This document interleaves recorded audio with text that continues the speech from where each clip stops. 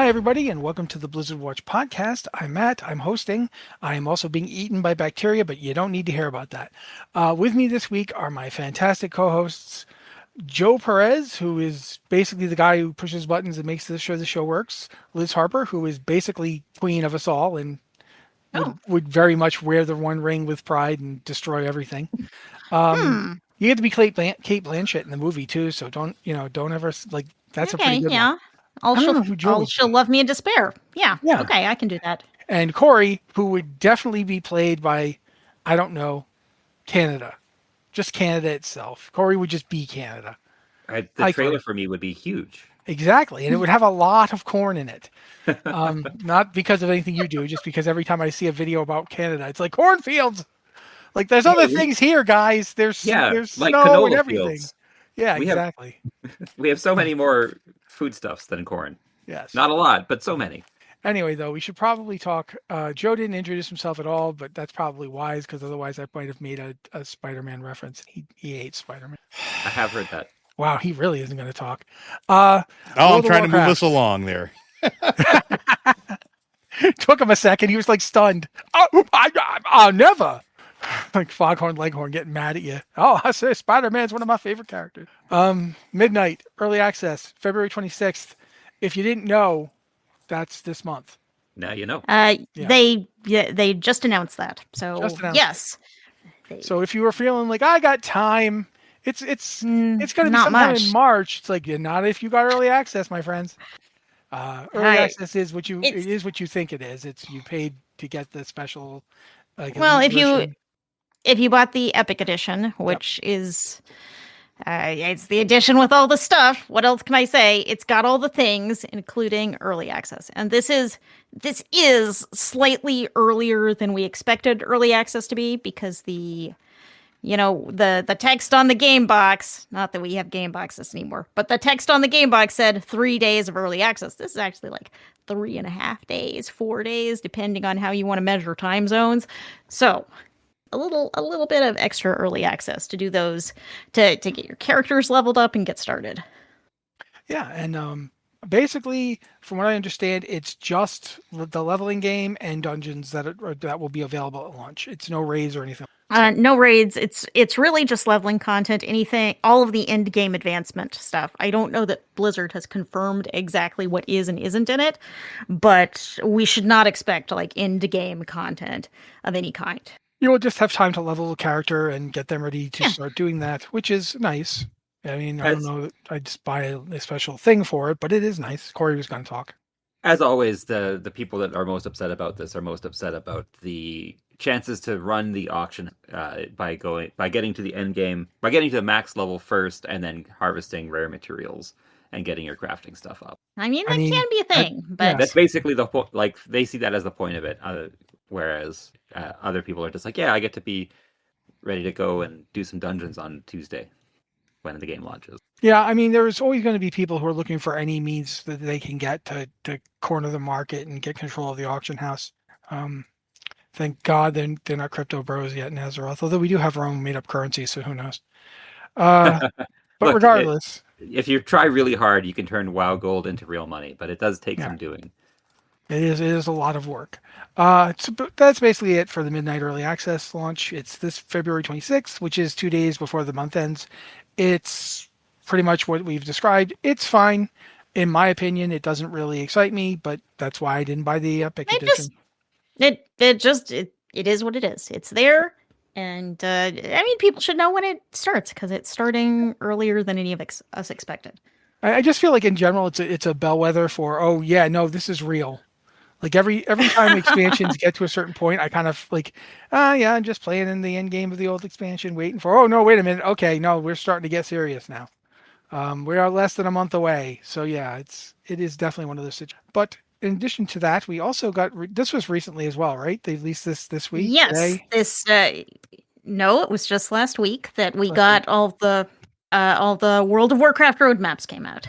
So first up, we've got to patch 12.1.7, which I believe takes us up to Blizzard Watch. No, BlizzCon. We are Blizzard Watch. BlizzCon is the convention. Ha! Gosh, well, that's That's going to be the end of the year, 12.1.7. We don't have exact release dates for anything yet. But yeah, we got a roadmap that goes all the way to 12.1.7. So that's going to be our year in Warcraft. Basically, the Decor duel, it's a prop hunt. You wrote prop hunt, and I was looking at it before and going, okay, go ahead. Joe, you made a noise. Go ahead and talk. No, Liz can go ahead. They announced several patches and a couple of big features that are coming. One of them is the Decor Duel, which is a prop hunt game mode. And okay, Joe, I heard you over there. This is not a required game mode, and Blizzard specified this is just for fun. This is not going to give you this isn't going to power you up. This isn't something you're going to have to do. It's like a fun aside to everything. Yeah, it's not that. I'm trying to think how to phrase this. I understand that people are going to have fun with this, and I'm not trying to yuck their yum. I personally am just very tired of we can't just have something be a thing, that there has to be other stuff that gets bolted onto it. We talk about this with other games, and I commented on this when we started talking about player housing at the beginning, that this is exactly the thing that I didn't want to happen with it. And it's exactly what's happening with it. It's frustrates me. I don't know. I'm sure that it will make people happy, and I'm happy for them. But sometimes it's okay to just let a thing be a thing. Adding extra stuff to it's just kind of weird to me. Sorry. Go ahead. I mean, I don't know that there is any rewards to bring over to the No, game. It has nothing to do with rewards. I'm not talking. I don't care about that. That's not my comment on it. My comment on it is player housing is fine, just being player housing. There doesn't need to be. I don't. You know what I mean? I don't think this is related to player housing. I didn't get that vibe from it. I did. Prop Hunt's it's a game mode. Okay, I just didn't. Other games though. Well, we should probably take a step back and tell people who have not heard of prop hunts, which there was a time I had not, a fairly recent time I had not heard of a prop hunt. What they are, which is it's basically a game of hide and seek. Mm-hmm. And if you're hiding, you disguise yourself as a piece of furniture. Or of some kind. An object. An object, yes. So you're a vase, and you find a nice hiding place where a vase definitely seems to belong, and that's where you're hiding. And other players will come and try to find you. And that's basically it. It's hide and seek, but you're a vase now, or you're a chair, or you're a charcuterie board that you're placing in the environment. And I mean, I can see that this probably makes use of some of the tools they built for player housing, like to place things in the environment for players to do that. Yeah, but I mean, my thing is like when you start, and this is again just my opinion, you start adding stuff like this, like game modes, then instead of improving or making the thing that it's essentially using as its base better or working on other stuff, you spend more time developing it, and it seems like there would be team crossover for it. It's a personal thing. I never really cared for Prop Hunt as a game mode in general, but I also am just like, sometimes it's cool to just let a thing be a thing for a while. Like this feels like it's maybe too early to introduce something like this, but again, I said the same thing when they started putting Battle Royale game modes in the game too. So, I mean, I don't know. I'm good. I'm done. I've said my piece. I mean, I think it's a little side thing, and maybe it's fun, maybe it's not. It's going to be in patch 12.05, so this is probably a couple of months after the midnight launch. Well, especially since that's going to be also the patch where we get Void Assaults, according to this roadmap. And the Void Assaults are continuing at least into 12.0.7. So there is at least something else to the patch besides it isn't the entire thing. Yeah, I mean, we didn't. It's not going to just be Prop Hunt, but it's a 0.5 patch. It's never going to be something big. It's usually a couple of little things. So I mean, it's there. It's there. It's a little thing to do. These patches are always little in between patches, but it's probably 12.07 when we're going to start getting, big things, which is more Void Assaults, which. Frankly, you can just hear the name. If you played Warcraft, you probably have a good idea of what a Void Assault is going to be like. It's a Xalatath increasing her attack on Azeroth with little events like this. Do we know when Labyrinths are coming? Like, are they coming with the first patch? Or Are they coming Yes, later? they're coming in 12.15. Okay, 12.15. Okay. Because I'm interested in those, quite frankly. Those look really interesting to me. The idea of just, it feels like you're taking So, delves out into the point where they almost become like rifts from WoW. I mean, from Diablo, where you get this long solo content you can do. so we should probably step back and say what a labyrinth is, because Blizzard did announce a new feature, which is coming in 12.15 after. That's going to be just after BlizzCon, which is interesting timing because this could have been something amazing that could have been announced at BlizzCon, but they're announcing it now and kind of gave us a little preview of it. Which is, these are mega delves. This is like taking the mega dungeon concept and applying it to delves. And one of the things I thought was really interesting was that Blizzard said, this is content you can do all at once or you can come back to it. So it sounds like it may have a reset of some kind, like maybe it has a weekly reset and you can go in and out and explore and do things without without being forced to do this huge chunk of content in a fixed period of time. See, this I'm on board for. I like delves. But I like the idea of exploring that space now that delves have sort of been solidified over the course of an expansion and seeing some of the cool stuff you can do with it. This is interesting. I really hope that they don't just go all in on Valyria for it, and that maybe we get some more companions if it's going to be a properly big experience. I love the debate we had though about it in Guild last night as we were talking about like various other things, and one of the questions that came up is, you know how Bran currently just kind of like saunters off and does whatever. He can be in the middle of fighting in a ruby and he's like, oh look, a rock, I'm gonna go over here and mine this now. We're wondering how Illyria is gonna do that, like if she's gonna stop firing arrows and just go, oh look, a rock, I must mine this now. Just out of sheer curiosity, which I don't know. I think it's funny. I'll be upfront with you what I think Illyria is going to do. It'll be like she'll be helping, and then she'll like, wait, Xalatath, and just vanish, and they come back. It wasn't Xalatath. It was just a picture of some feet.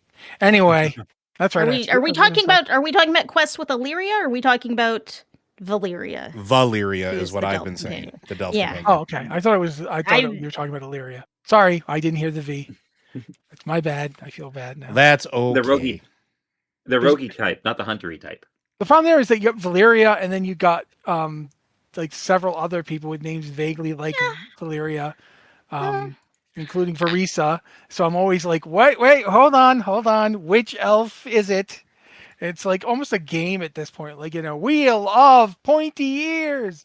Mm-hmm. Which one is it? Ding, ding, ding, ding, ding. Ah, it's that one. It's the roguey one. Stabber.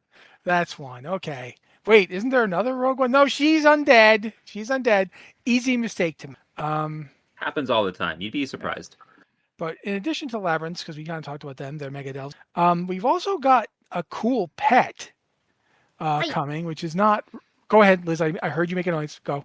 I do want to say one interesting thing on the roadmap, which is not actually in the topics for today, but we're getting a kind of weird raid schedule, which is we're getting raids that are going to come in between major patches. So we're getting a raid in 1207, and they're going to be small raids, like one boss. So we get a raid in 12, we get the obvious big raid, actually 3 raids when Midnight launches. Then in 1207, we get another raid. In 12.1, another big raid.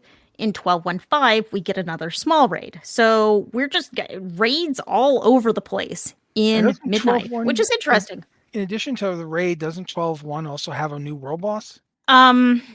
Yeah, I mean 12.1's a major patch. We're gonna get new zone, new raid, new dungeon, it's also new delves. It's also season 2.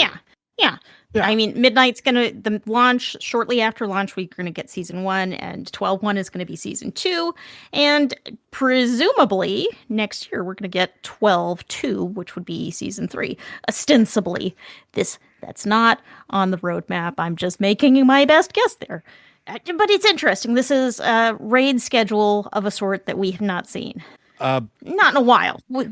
Yeah. It's Battle for Azeroth was the last time we got little mini raids like this, I think. Kind of, but I think the last time they really did anything like this would probably be, it was in Northrend, right? Because we got all those one-off raids or the smaller raids. Or they opened a new wing in the Vault of the Yeah. Ancients. Right, like so little stuff like that, which is not a bad. It's not a bad plan, right? I think that's actually kind of it's an interesting way to develop content. I'm unsure how I feel about it yet, simply because I kind of, and again, it's just because I kind of like the cadence of raid, smaller content that we can go exploring with our buddies, raid, smaller content we can kind of explore with our buddies. Now it's strewn out. I'm interested in how that's going to feel. Right, like if they're doing it though, if they're doing it similar to like when they did Gruul or what have you, where they would put in like a 1 or 2 encounter raid, similar to like when Liz mentioned Battle for Azeroth, we had the squid, the Squidward raid where you could go and fight monsters there. I cannot remember the name of that thing. It was tied into the Xal'atath quest, but I don't remember how. But we had that. It was like a small thing. It was digestible. It's not that different than just a new world boss. It's just inside a cave or what have you. Yeah. So if those raids are like that, it's not that big a deal. It's like when we go kill Alakir's dad. It was the Vault of the Four Winds. There's just one guy. So 2. yeah, you're right too. There's two boss encounters in it. No, I'm agreeing. I said yeah, you're right. Yeah, go ahead. No, I was going to say, like, and it's not the only thing in the roadmap too. Like, we know that there's a ton of stuff coming for this, and I think we should keep talking about the roadmaps real quick before we jump to anything else. Because go ahead, Clary. I bet that they're probably using it as a storytelling device. Because if you introduce a good character in your little seasonal content or in your patch content update, you get some story stuff, and you get like, oh, you'll never stop this big guy. He's clearly destroying all of your NPC buddies. This will let them have an actual end fight that feels appropriate to the menace proposed by their new friend, as opposed to just like you get one quest and your character's given some artificial power for that one quest because you did some other stuff and you got a MacGuffin, and then you're done. So this is probably just a good story capstone that lets people that gives the raiders something to do and gives the enemy more of a feeling of, yeah, this guy really was tough. He makes sense why he was giving us so much trouble in the questing. Yeah, I mean, that's entirely possible. I mean, we'll see how they roll it out and how it integrates with the story, because it's real easy to miss when you try to do that too, and just have it not make any sense or have something that kind of delays it or whatever the case is. But again, I'm interested to see how this feels with them going to seeming like this is like they're trying to fine tune their content trickle, right? Like although I do think that the War Within had a good cadence. I think Dragonflight taught them a lot. I think War Within had a good cadence. I think that them tweaking it a little is just trying to find the sweet spot, and they might wind up walking it back. Like, there might be a thing where they feel that it doesn't accomplish what they want it to do. We might see a different release schedule after the first one, or the after BlizzCon, we may have, it shifts to it. We'll see. But there's also a lot of stuff coming for housing too, for retail, which I do want to talk stuff. Go ahead. Well, no, I just wanted to interject. A lot of stuff coming, not a lot of release dates for this stuff, which Yes. I would hope tomorrow is the release date, but I doubt it. I doubt it's coming out this week. That's probably unlikely. Let's run through a couple of them, just because I think these are things that players have been asking for. So I think it's interesting that they're working on them. These are huge. These are huge. Yeah, these are huge. Like one of the big ones is companion pets in homes. There's a lot of stuff that were with the initial housing stuff that was released that you could have pet beds essentially, or the pet houses like outside. You have the dog house, and we know that with the garrisons, our battle pets and our mounts were able to just kind of roam around the garrison. And a lot of players, as soon as player housing was announced, that was one of the first things they asked for. Well, we're kind of going to be getting it. We don't know when, but mounts outside of homes, pets in and out of homes, I would imagine. More ways to showcase collections, which I think is nice. One thing that I know a lot of people were really commenting on is the lack of armor stands and weapon mounts for things that you have collected. I could just see Matt in a giant throne room of nothing but Ashkandi. But we all have. No, my dream has been established since well before they ever gave us any hope of getting that. All the way back in vanilla, they did a picture kind of referencing Iron Man, with the guy standing in front of his armor inside of a display case Yeah, and a whole bunch more off to the side. That has been my dream ever since. Yeah, I have done it in Fallout 4 because I couldn't do it in WoW. It is the one thing that I wanted, and they didn't have any armor racks.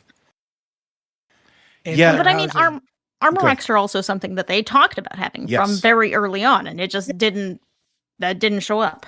That's one of the reasons that my ardor cooled pretty quickly when we got to that point. So if they actually put them in, it's like, I want you to imagine a big my face symbol just got painted on the clouds from Gotham City, and I look up going, what?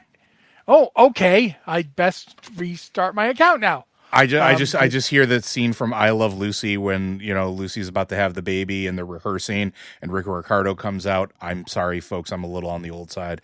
And he just goes, "The time is now." And I just have Matt doing this in my head as soon as this becomes available. Yeah, pretty much. Or you know, if you want a slightly more recent one, when, you know, Captain Kirk is screaming, "I am Kirok," over and over again. That too. It could be just like, "I am the armor guy." Regardless, you say armor stands, I am like, ah.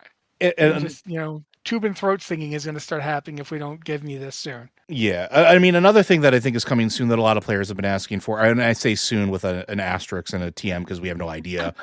But one of the things that we were talking about is, and they've mentioned this when they first started talking about housing, is ways to do things like group select, copy, and paste for your decor.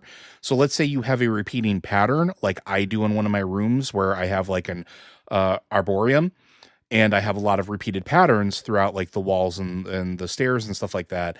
And it was painstaking to rotate everything into the same directions when I could have potentially just copied and pasted in the same rotation and same spots to make that a lot easier and quicker. Well, they're working on something like that. Or the idea of, let's say I want to move a bookshelf. I can't move the books that are on it with the bookshelf, right? I'd like to be able to do all that at once. And like that's stuff that you should theoretically be able to do. Sometimes things seem to stick together. Like if you don't go into advanced editing mode, it seems like you can stick things together. But there's a lot of things you can't do outside of advanced mode. So, I've seen people creating some wild things like pianos. Have you seen the piano? Some players, and it's I created a chess set before they gave us the Diablo chess set because with fence posts and dyed paintings because that's a thing. My gosh! Yeah. But like a piano, like every key is like a book on its side or something like that that you've painstakingly resized and put into place to make keys of a piano. And just imagine if you put your piano down and you're looking at it and you're liking, you know, that piano needs to be a foot to the left. Yeah. But they're also doing some other stuff too, which I think is not just the movement and not just the sticky stuff in the grouping, which is very good. One thing they talked about doing early on, and we hadn't heard about it, but it looks like it is still in the works and coming, is the ability to import and export codes for sharing your setups, which is really neat because, again, like the chess set thing that we created, or like that piano, you could literally share code potentially and have that done for somebody so that they don't have to go through the same thing, right? Which is just really cool. And it's also a great way to build community around this feature. Yeah. Because one of the things that players love to do is showcase their stuff, right? We saw it with Machinima back in the day. Now we're going to see it potentially with player housing, which I think is really, really cool. And then the last thing that I think is really interesting and probably very important for a lot of us is bigger interior and exterior budgets. The interior budget for a lot of players is very important, especially if you're doing things like making your own stairs, doing specific types of rooms that require a lot of like minute individual things to replicate other stuff. Again, looking at you, piano. So having those bigger budgets is really, really good. The only thing that they haven't mentioned, and I know it's been asked for before, and I'm hoping that they do consider this, is the ability to change a room type without completely destroying all the decor that's in it. So like, because right now I can't do that with like my main room. I'd have to redo every bit of the house in order to do it. I suppose if you have an import code, Yeah. or an export code. You could just that'd do it on its own. Yeah. In theory, but You like could probably, yeah. but I would like that ability to change one room and be like, okay, take all the decor out of this one room. And then I can change the room type. I can reset up that room, or I can import stuff to that room. I'd like to see something like that happen, as opposed to I have to dismantle my entire house. Oh yeah, for sure. I'd also like to be able to import or export just one singular room at the same time too. Agreed. Yeah, that would be a very nice feature. And these are feedback items that I'm sure that they're getting from more than just us, because I see it on the forums, I see it on Reddit, I see it in a bunch of places. So I'm sure that there will be a bit more of that. But yeah, good things coming for retail. Midnight looks like it's going to be chock full of stuff and pretty busy, and a lot of stuff for us to consume. Which I think is nice, and it looks like it should have a steady cadence. There were other things for the roadmap as well, which I think we should just talk about real quick, which is the Classic Anniversary and Miss Classic Realms, with nothing for Classic Era Realms, which I thought that was an interesting call out. But they have their own roadmaps. Go ahead, Liz. There's like no Season of Discovery, nothing like that is on the list for Classic Era. Just Classic, gonna keep classicing. Yeah. And then there's the other thing about Classic though is that there's 3 Classics now. Oh yeah, and the other they seem to be putting a lot of their stuff in the WoW, the Anniversary, Burning Crusade Classic Anniversary Edition. That seems to be where most of their stuff's going. The other 2, that seems to be where all their stuff is going. I mean, that's why I pointed it out, because it's in the past, Blizzard has done some interesting development, some sort of Classic Plus development on the Classic Era realms, and that's just not on the agenda this year. It's Season of all Discovery does focused. not seem to be happening. Yeah. No, there's nothing like that. Nothing at all. There's not a roadmap for Classic Era. There's a roadmap for Anniversary Realms and a roadmap for Mists of Pandaria, the Classic Progression Realms. Yeah, and even like you just pointed out, the Pandaria stuff ends at Phase 5, and we've got nothing past it. So, yeah. I did want to mention really fast, because we kind of skipped away from it. We were like right there, and then we didn't talk about it. 12.17, it basically doesn't have anything like a raid, but it does have some interesting small stuff, which makes me wonder if they're going to do Season 3 right after it. I mean, that would fit the previous roadmap, but we don't have anything for Season 3 yet. But they do have story and quests, holiday updates, new standalone mode, and Turbulent Timeways. They do Turbulent Timeways pretty much before every season, so I'm not surprised about that. But I am interested in what exactly would the standalone mode be. We don't have anything about it. So yes, we do okay, because cool. they've talked about. Yeah, in the past they've talked, like before releasing this roadmap, they talked about a new standalone mode coming, and this is going to be from the people who gave us Plunderstorm, but it's not Plunderstorm. And the only thing we know about it is there's a sort of spooky teaser, some spooky teaser art that looks like, initially we were kind of thinking there was a lot of buzz about it being Duskwood, something in Duskwood, but we've been exploring all over the game, and we think it's actually something set in Drustvar, because it's like that creepy village look with that sort of blue color that's kind of associated with Drust magic. But we don't actually know anything about it. We just know it's a new sort of standalone game mode, like Plunderstorm, but not Plunderstorm. Something new from the same team that brought us this totally weird different. Wonderstorm, spooky storm. I just imagine it's the Drust Storm, or what have you, the Drust Bowl. But we really do not know anything about it. We can just make our best guess. A lot of players have talked about an Among Us mode, something that mimics that kind of gameplay.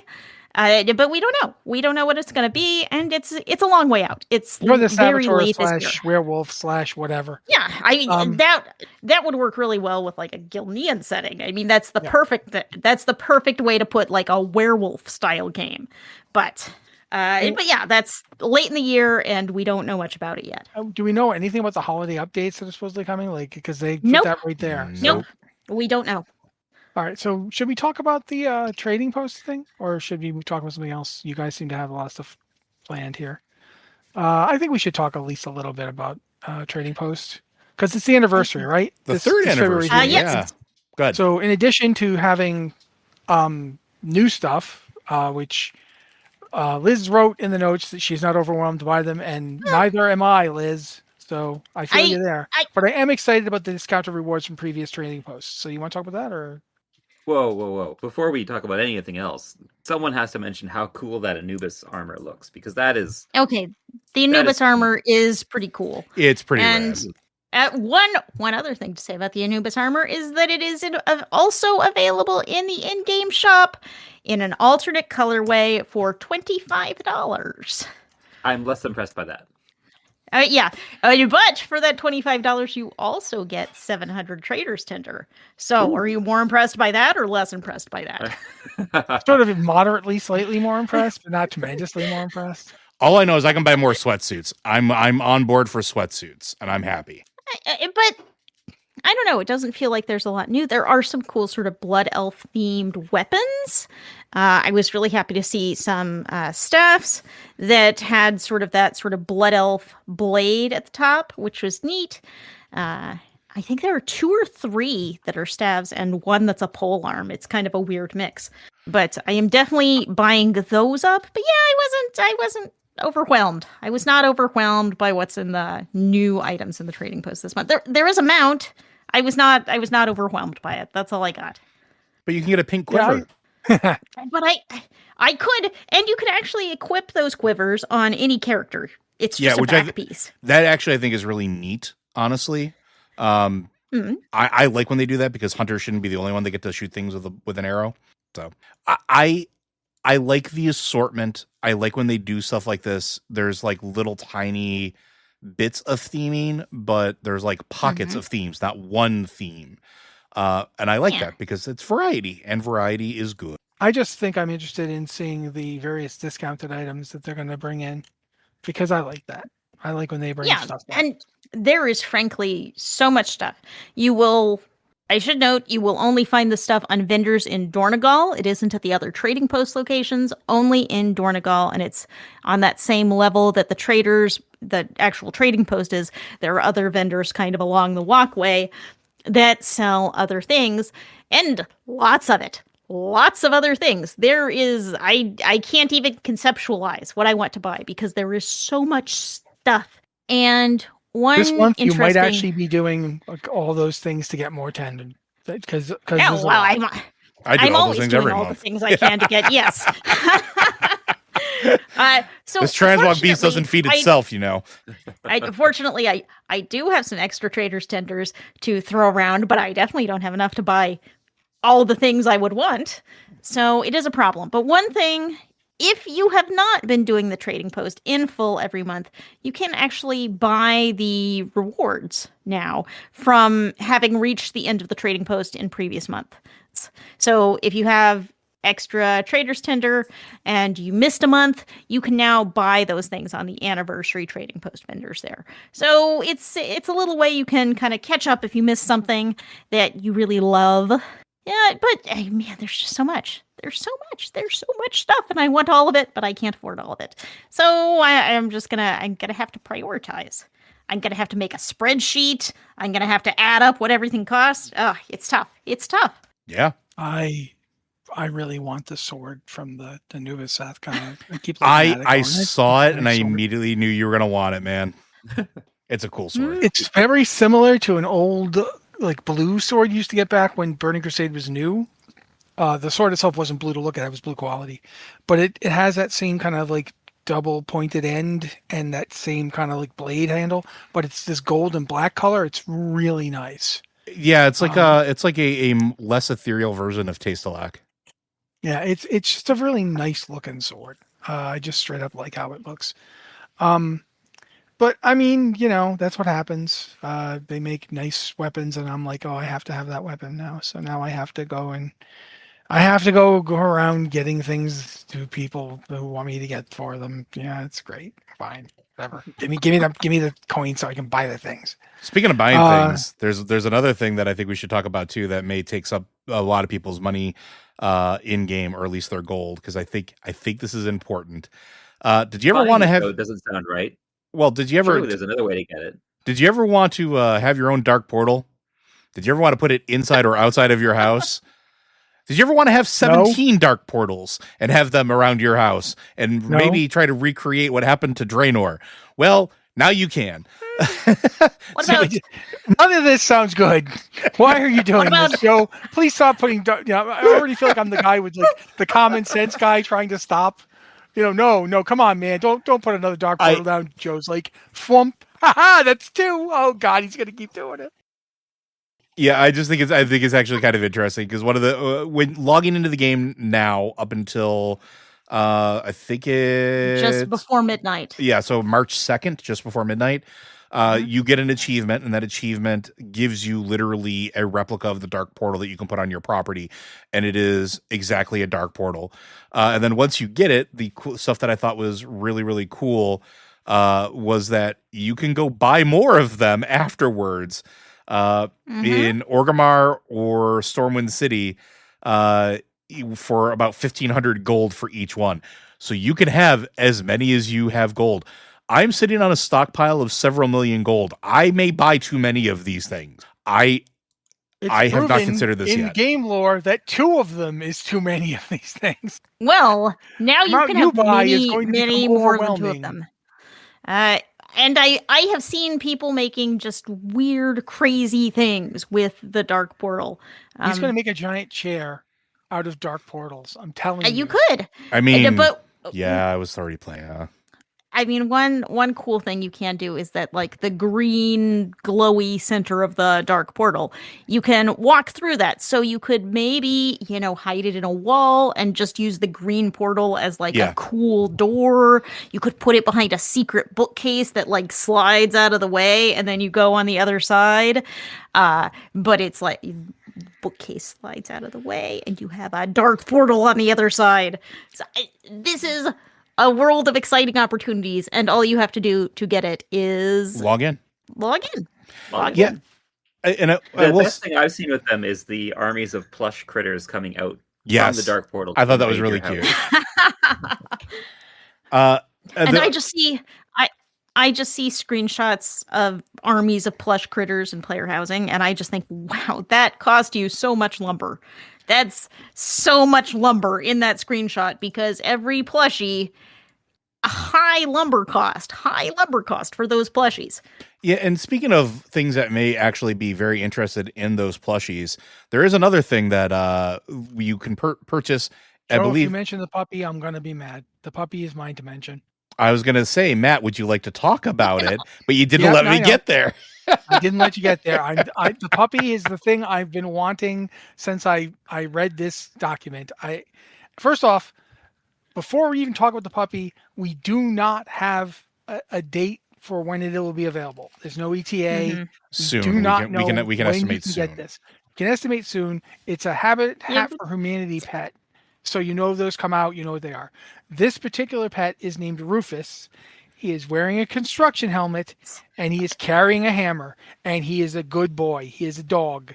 He is a beautiful little dog, and yes, and I have nothing. He's going to be in Modern and Classic, and in Modern, he's also including decor items like a doghouse, a water bowl, and a dog bed. Yeah. So if you have a dog already, you're going to might possibly want to get Rufus just for the stuff he comes with. I do want to just clarify, though, for those that don't know or maybe are new to this, that every year Blizzard releases a charity pet. We've had several in the past. We've had Revan the Detective Fox, which was a charity one for the Q. I can never pronounce the disease. Cure Duchenne. Thank you very much. Which was in honor of a WoW player and their Make-A-Wish. We have Sunny the dog, Flirky the Murloc, Daisy the sloth, Bananas the monkey, Dottie the baby alpaca, Womper the baby yeti, Shadow the fox, favorite. Mischief the fell kitten, Brightpaw the manakitty, Argy the space goat, Altaric brewpup, Cinder kitten, Cenarian hatchling, Moonkin hatchling, and Pandaren monk. From all the way back in 2009 when they started doing this. This is just the latest entry in it, and every time they do it, the proceeds are usually all or most. I think sometimes it's been 50%, sometimes it's been all, depends on what it is, goes towards that charity. So it's a quasi-ethical real money purchase for you, I guess would be the best way to put it. They're going to take Ethical? your I money, don't but they're care not going to about spend it ethics. on bad things. They're going to give it to people who deserve it. At least 50%. Let's of be it. upfront. There's no ethical consumption of capitalism. Give me my puppy. I need the momentary rush of endorphins to make me feel like life is worth living. Give me the dog. But this is going to Habitat for Humanity, which is a really good cause. So I'm going to encourage you to get the dog when the dog is available, because Habitat's a great cause. They're out there building houses for people in need, and if you're going to give someone money, there you go. There you go. And you get a much cute better dog. than giving it to like somebody who's going to build a death ray. Yeah, I'm just saying. Which is, I do feel like there are a couple of things about Rufus that we have not thoroughly discussed, which is the fact that he has a construction hat and he carries a hammer in his mouth. You can mention both those things. But Well, he we doesn't should have talk thumbs. about them again. I have no problem with that. Let's talk more about Rufus's hat, because it's a nice hat. This is literally a pet dog that is out there on the front lines building homes. He's This got an is apron a on. good boy. He's This wearing is a an very apron good and a boy. tool belt. Oh God! He has to carry that hammer in his mouth. He doesn't have thumbs. Yeah, he's doing his best. This is, if you're into player housing, you should be getting Rufus just so he can be there helping you build your house. I don't understand why this is not obvious. He's so cute. Yeah, Look at his little it nose. is obvious. It's very obvious. And also, his name is Rufus, Roofus, not Rufus like As you would in- spell the name, yes, because as in he's Rufus. You know, he's barking, guys. Come on. or he's building homes. Either Yes. or. With his head, because he has to use the hammer in his mouth. So, oh my God. Maybe he's just carrying the tools. I've checked. Yeah. There are no rules in the handbook about dogs building houses. I think we're good to go here. Yeah. Yes, Rufus is the air bud of Azeroth. Surprisingly, though, there are a lot of rules about dogs playing basketball. Who knew? Yeah. Well, Well, I mean, they're not that's fools. for Only that's a for madman demons. doesn't have those rules. Basketball is only played by demons in Diablo, particularly the ones that serve Asmodan. We know this. I didn't, but okay. I mean, I'm pretty sure it wasn't Diablo that taught us that, but I think it was actually a. was Heroes of the Storm. But No, it's yes, it's an Asmodan skin. I was trying to seek into that. Yeah. It's only an we should Azmodan also- skin because of the mechanics of the thing. But all right. We should Yeah. also, though, talk also about the fact that you're going to get your one free transmog. It's up now. It's live now. So if you haven't gotten it yet, you can log on and get your one free transmog for which each character. for each character. Yes. And then after you do that, you're going to have to pay money for all the other Gold. To be clear. gold is money. So we should maybe say, why are we getting a free transmog? It's because when you logged on in the pre-patch, Blizzard, all of your transmogs were reset. New transmog system, everything was reset. So Blizzard, that meant you had to go in and reapply your transmog. Even if you weren't changing it, you're reapplying it. You had to pay for that. And of course, transmog was more expensive in Midnight, not just because you had to buy the outfit slots, but it was just more expensive. This was apparently an oversight on Blizzard's part. They did not intend for you to have to pay again for transmog to just look the way you did before you logged off before the pre-patch. So one free transmog for every character. Enjoy. Have fun. I have been making extensive use of this on all my characters. It was necessary. Yeah, it does feel like it is the least they could do. I do want to make a side mention here, a side quest, and direct everybody to our website because we have a really neat article about how to use the new transmog system and do stuff like the situation stuff, which is really a really neat feature that I don't know that a lot of players are utilizing. I know some are. It really cool conditionals that automatically change your transmog based off of what you're doing or where you are. It's really powerful and a lot of like fine tuning that you can do. Highly recommend you go to the website, go to BlizzardWatch.com and actually check out the article. Really, really a treasure trove of information about transmog. And one thing in that article that I did not know until I read it was, how do you apply transmogs now? I know how to apply a transmog after I've created a transmog for the first time. I just click save. But after that, how do you apply a transmog? Yeah, prior to reading this article, my strategy had been click random things exit the transmog menu, see if my transmog changed. Open up the transmog menu, try clicking random things again, and repeating until my transmog changed. That's not an effective way to do this. But apparently, for those of you who were, like me, confused, you have to click on the icon next to the transmog. You can't just click on the name. You have to click on the icon to set your transmog to a different outfit, which the user interface for transmog is a little clunky. It's not entirely intuitive. Specifically, some of the outfit conditions can be very confusing. So, yes, definitely. That would be, if you want to go more directly there, blizzardwatch.com/category/player-housing. I don't know if that helps. Maybe it helps. Yeah. Wait, not player housing. Did I just say player housing? I was going to say a long week. It's transmog. Player housing is kind of transmog for a different reason. It's house transmog, but yes, they're different categories. /transmog. Yes, that's actually a definite thing. I do also want to really commend the new system. It does operate in a way that we thought it was going to, but I cannot overstate how much I appreciate this with characters that I'm gearing up. Once you can set a look, and then as you change pieces of gear inside the look, your look stays, which is kind of like how Guild Wars 2 and other games do it. And it is so nice to be able to just do that now. Yeah, it's also interesting because we knew Blizzard knew how to do it because it's how Diablo 4 works. Yeah. So that's how Diablo 3 worked. Yeah. So the fact that you change a piece out doesn't change your transmog because your transmog is applied to your entire set. Yeah, so made me very happy. That is a good change. I do, however, want us to mention that GTFO is not as dead as we thought it was. Well, it's mostly dead. Yeah, it's Wesley. It's Wesley on the slab. He hasn't eaten the bean yet. Kind of position. He said to blave, which of course we know means to bluff. But no, GTFO. We talked about it past couple of weeks. I'm sure. I don't know if you guys talked about it last week, but you probably did. You definitely talked about it 2 weeks ago because I was here for that one.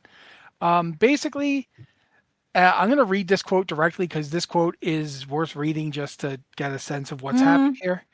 The old GTFO tracked almost 6,000 different fires, swirlies, and puddles of crap you shouldn't be standing in. The new GTFO with Blizzard's restrictions tracks 57. For now. That's a smaller number, right? That is a smaller number. It's slightly smaller. I mean, and the thing is, because Blizzard has to explicitly turn on everything you are allowed to do. So it's like before it was tracking things all across the game in dungeons, delves, raids, across 12 expansions, 11 expansions. Yeah. 10 expansions. Okay, I'm getting there. And this is a big game with tons of content, but most of the things Blizzard has opted into allowing developers to see, that's new content, and it's primarily just raid content. So there's a lot of stuff this doesn't cover, but it does cover some things. And the other thing is, it's not. Come on, Joe. No, I was going to say, I think you were going to say the same thing I was. There are some other caveats with it. Like GTFO used to, I don't want to say spam because it's not the right word, constantly remind you of your failings when necessary. You're fire. You're in fire. You're still in fire. What are you in the fire? Get out of the fire. Yeah, it will no longer do that. Instead, it will alert you once, and it will not buzz repeatedly until you exit, which is not an insignificant change. That actually will be potentially a deal breaker for using the add-on for a lot of folks. That's exactly what they used it for. There are no friendly fire alerts that have been added yet. There's no PvP support, which depends on whether or not you are care about that stuff. This is also another big one. No environmental alerts. So no lava, poisonous rivers, campfires, drowning, anything that causes you to take damage out in the wild. From just being in the environment, you standing in a campfire. Well, hope you pay attention to that. No longer does that. There's no outdoor or delve content. There's no visual alerts whatsoever. One of the things that it used to be able to do is flash your screen or do other stuff like that. There's no smart filtering currently, so you can't tell it to not alert. That's actually a very, very big, a huge reduction of functionality. Yeah. And there's no ability to play sounds while muted, which is something you used to be able to do with the old one. There was a toggle where if you had game sounds muted, I am one that plays with game sounds muted most of the time, usually not the first time through like a raid or something like that, but usually afterwards I have game sounds off. But I used to have this on where it would still alert or ping me despite that. That's no longer an option now. And then they didn't specify what anti-spam protection is. I was not aware that GTFO did that in the first place because I was just used to it yelling at me in new and unusual ways. But yeah, so a great reduction in it. It's not dead. It has got some signs of life, and hopefully more stuff will be added and unlocked as Midnight rolls along.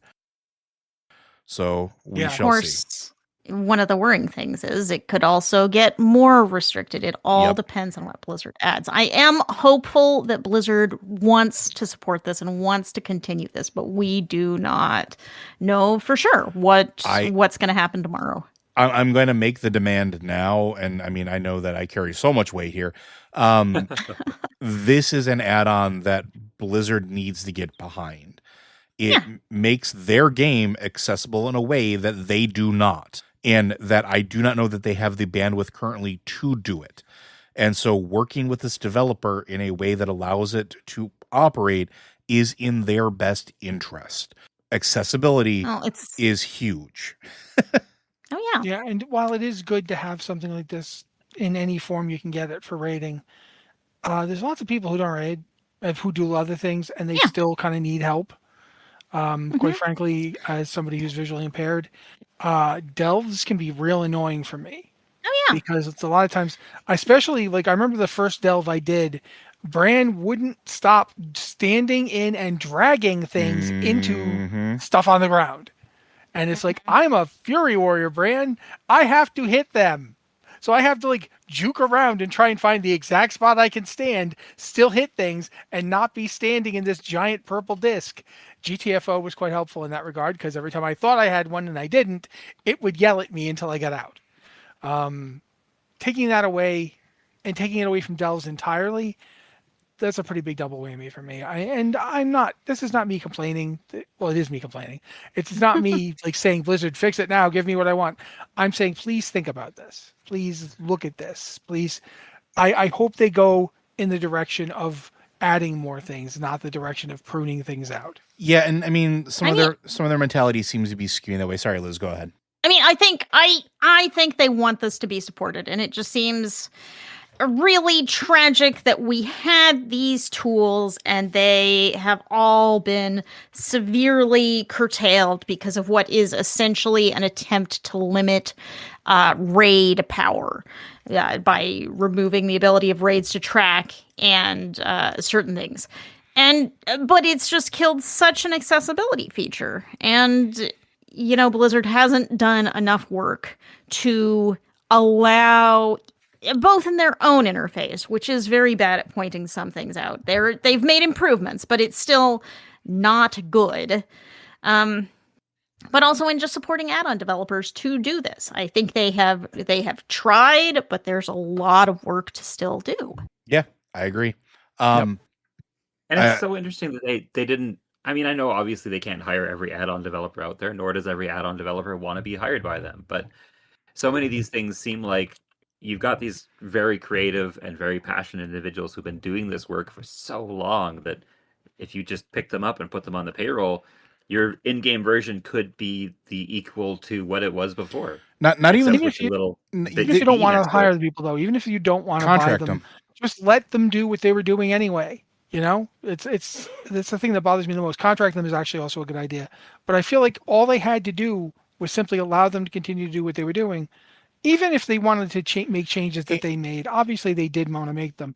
But I really feel like, for example, no friendly fire, that's a thing of them not putting friendly fire available. Well, to be detected. Yeah, but that's also just because, and I don't want to completely vilify them because it's not like they intentionally are breaking this. Oh no, I don't think that they're doing this to be bad guys. I don't, this is still fallout from the decisions that they had to make to, actually curtail some of the stuff that was basically playing the game for people.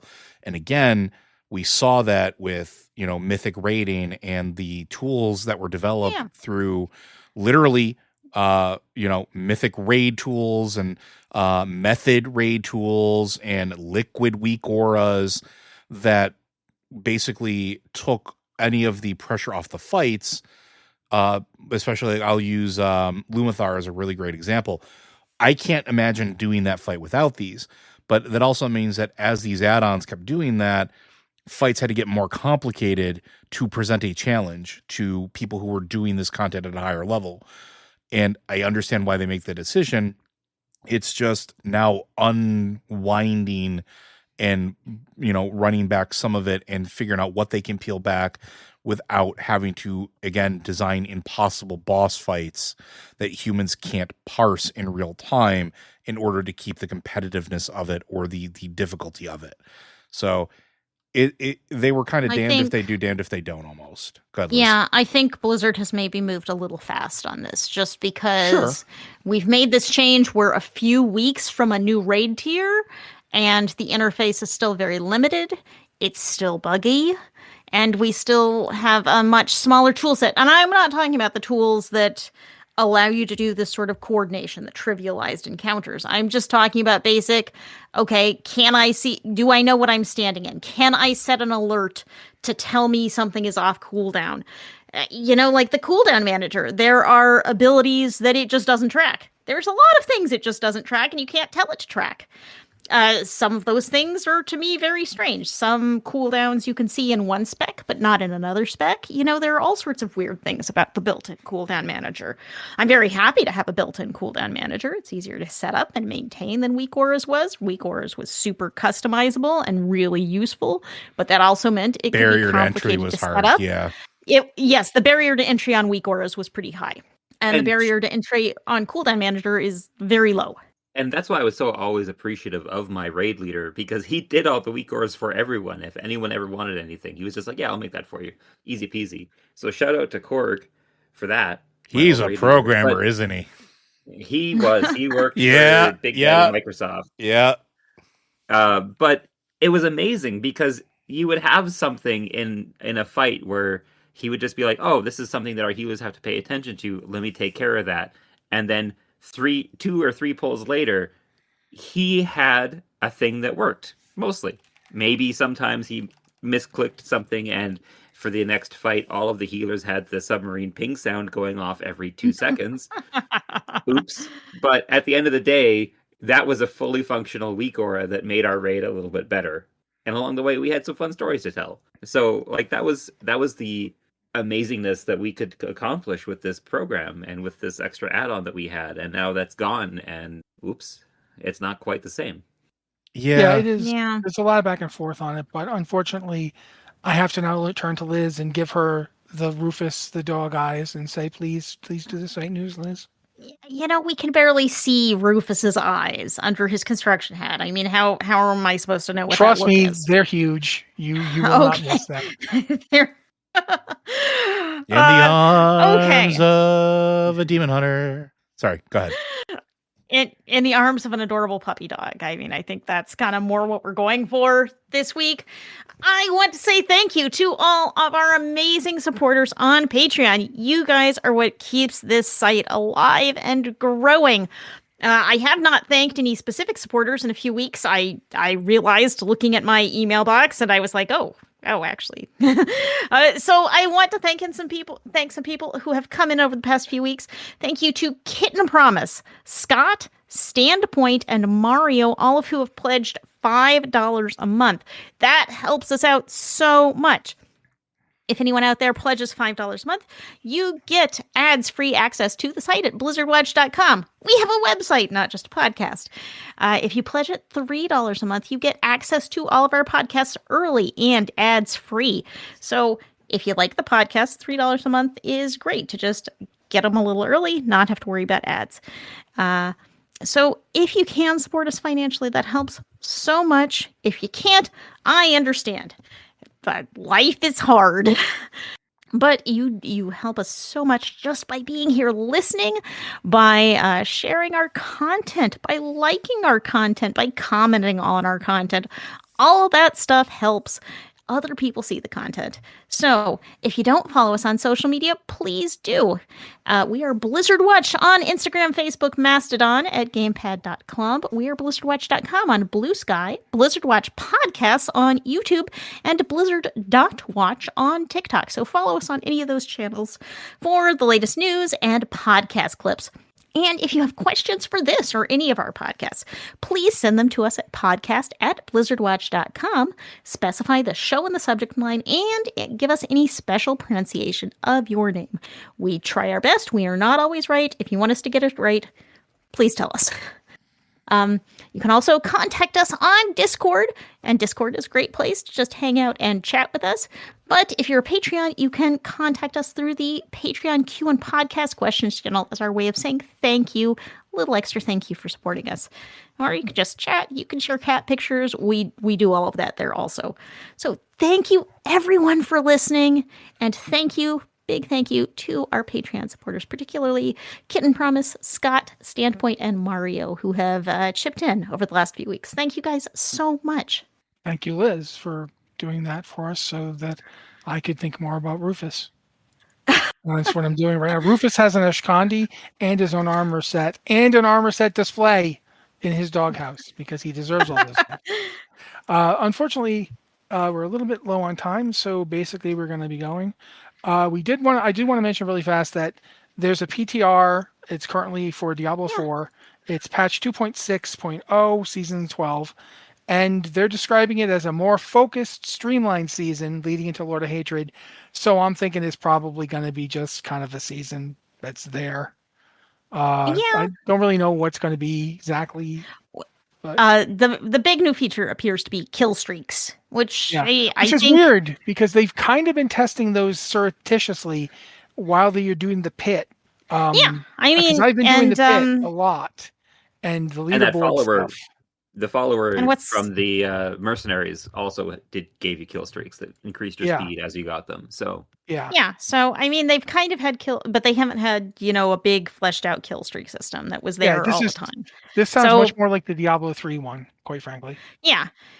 So slaughter your enemies in quick succession to begin your kill streak. This is nothing surprising or revolutionary, but it's there, and kill streaks are really fun. Kill streaks are fun. I cannot wait to be trying to do Torment for demon invasions with this. Oh my word. There's going to be demons everywhere, just coming out of every place, and it's just kill streaks of 300. They're just going to be like everywhere. It's like doing the Infernal Hordes event with this. Mm-hmm. But I need the Unreal Voice sword, or it doesn't matter. I don't need any voice but my own. It's so interesting to see which voice you like more, because for me, Unreal guy is great, but I really like the Halo guy announcing Killionaire because I never played Halo. Well, so it was one of those things. Yeah, it's interesting. We've come to it from different directions, but neither of us are wrong because they're both fantastic. This is actually weird because you guys are making me think of a thing I did in Uyghur is for WoW of all things, but it was my wife going, treasure goblins, treasure goblin, treasure goblin, because they had the seasonal thing where they brought in the treasure goblins briefly. And so I had a thing that would tell me in quick succession where the next one was. It would just flash out a face and my wife going, treasure goblin, goblins. So yeah, that's nothing to do with this Diablo thing, but it's just one of y'all to know. My wife's adorable. But yeah, they're going to have kill streaks. They're going to be continuing them. You're going to be killing more stuff, trying to get cool things, like refreshing things. It's just a fun thing to do. I've always liked kill streaks. Yeah. And then the seasonal theme, unless there's more to it than they're talking about here, seems really light. So you can collect bloodied items, which is a new item quality that you can get to harness in combination with your kill streaks to heighten the bloodshed. Which we just they're just going all in on kill streaks, and you can collect bloodied sigils, which you can use Nightmare dungeons, infernal hordes, and lair bosses. That's what it's. Yeah, that's where you get them, and then you use them to go up other torment levels and so forth. Yeah. Each bloodied sigil carries a bloodied affix, Relentless Butcher. the infamous purveyor of human charcuterie hunts you endlessly, hounding your every move. Should you manage to fell the butcher, he will immediately return. He will never cease. Which is, I mean, it's interesting to have a new butcher because the butcher has become strangely non-threatening lately. I think that's part of the problem of you get to like max level and you start getting better gear and you start getting like I'm literally standing there letting the butcher hit me because it refills my fury bar so I can hit him harder. I'll just stand there and go, okay, yeah, sure. Let me just put up my fortified bubble. Okay. Oh, I'm full fury now. Die. Okay, he's dead. So it would be kind of funny to see him just immediately get up and be like, but yes, just in general, not even at max level, it feels like he's much less threatening than he was, back when the game first launched. It was like he was a menace. Yeah. He'd show up in the middle. Now, yeah, absolutely. Now he is much less menacing. I do like this does not replace the existing chance to have butcher spawns. So there is a chance you will fight both butchers simultaneously. So you'll be fighting two butchers and one of them won't die. Just as Diablo intended. Yes. And finally, expect the activity in the Bloody Sigil to be around a Torment tier higher in difficulty than your current Torment. So, I mean, if you're Torment tier 4, welcome to Torment tier 5. You don't know what it is, but that's what it is.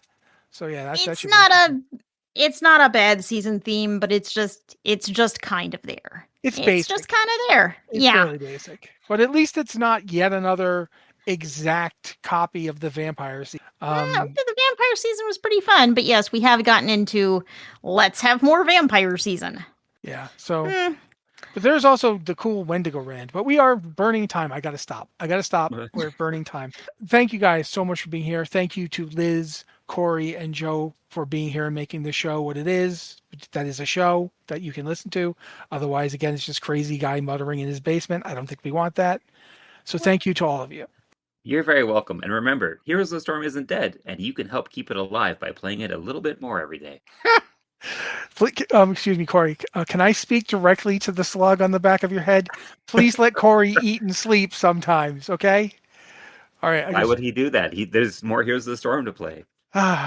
With that, folks. Oh, God, Corey. I'm so worried about you. Well, it's when BlizzCon comes around and it turns out that Heroes of the Storm 3.0 is coming out. He's going to be justified in all of this. Corey and I we will be unstoppable. I will never financially recover because then I'll have to support it because I've supported it so long by not paying for it. And so if they put out a bunch of new stuff, I'm just going to have to buy everything. So much for, it's a real problem. For owning a house. It's but it's in a good cause. It's to get Heroes of the Storm back. So Corey living in a snow cage he's made for himself, I guess is just the price we're all going to have to pay. Thank you, guys. At least build an igloo, Corey. Our 2026 dream. Corey gets an igloo. A nice sod house on top of it. Keeps the cold nice and insulated. It'll never melt. No. He'll be making his igloo out of pine tree. Oh my God. Somehow this is coming back to the conversation before we started recording about permafrost not being quite so permanent. Now it's just frost. We're coming full circle. I did see before we go, we are leaving, but I got to tell you guys this one good thing is polar bear spawning is on the rise. Polar bears have figured out how to live in a much less frozen north. The answer, kill and eat people. And I'm not kidding. That's been the Blizzard Watch podcast. Thank you guys so much for being here with us. And we'll be back next week. Polar bears are coming, guys.